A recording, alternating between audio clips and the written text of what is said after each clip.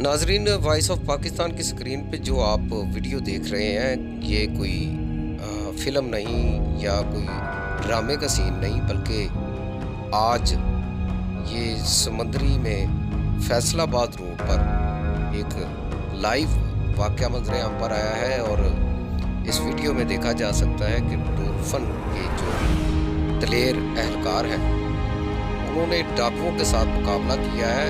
ना सिर्फ dolphin एहलकार firing कर रहे हैं, बल्कि डाकू भी उनके साथ मुकाबला कर रहे हैं। और ये आमने-सामने फायरिंग का सिलसिला जारी है, मुकाबला जारी है।